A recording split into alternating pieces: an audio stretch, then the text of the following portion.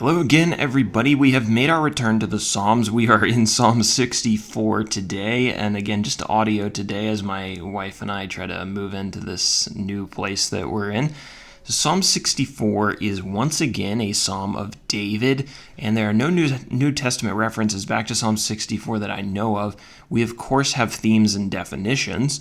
One definition today and two themes. The themes: the wicked lay secret traps for innocent people, but God will expose the traps of the wicked. He will ruin those who promote injustice on the earth, and he will save the innocent. Now, under our definitions heading, we do have the term that I think we've seen before, and that is the term to whet, W-H-E-T. It appears in verse 3, and it basically just means to sharpen, and usually in reference to a sword or a knife. In this chapter, it's in reference to a sword.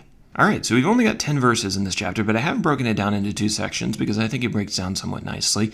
The first section, the traps of the wicked. In Psalm 64, David asked God to preserve his life from his enemies. These were wicked men who wanted to ruin him, and they also wanted to ruin other godly people. David described these men as devising secret plots to harm the righteous.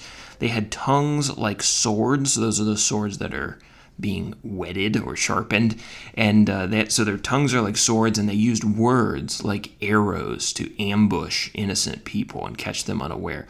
Instead of devoting their time to doing honorable things, they devoted it to disguising all of their traps so they wouldn't get caught, and so they would be able to catch people, take advantage of people. They were students of injustice.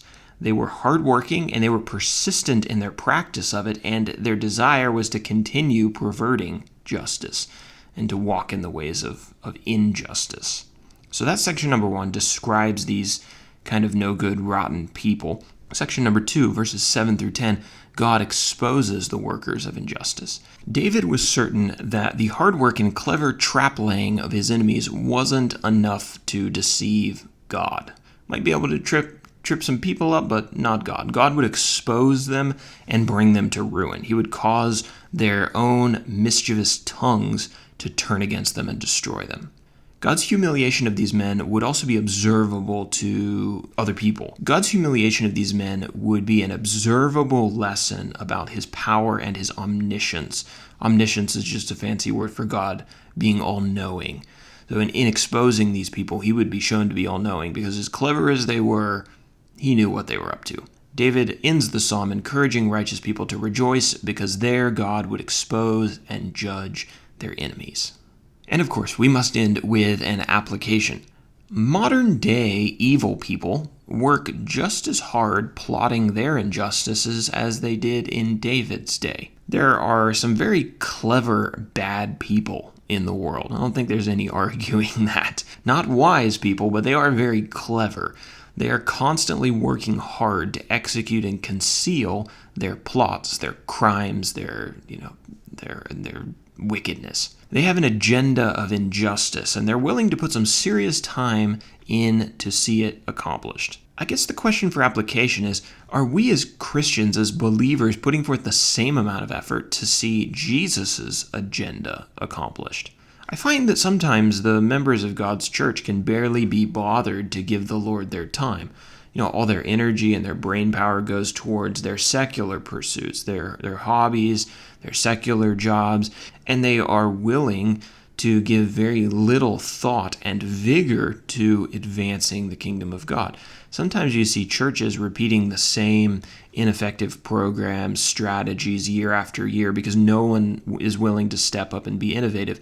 No one's willing to put in the hard work to learn how to engage the culture around us or how to strengthen the saints within the congregation. So a lot of churches just kind of go on limping year over year, losing members year over year, and we basically just see them weakening. While the church's strength doesn't necessarily depend on the strength of men or the innovation of men, I think it's a shame to see believers outworked and less devoted to their agenda than the evil people are to their agenda of injustice.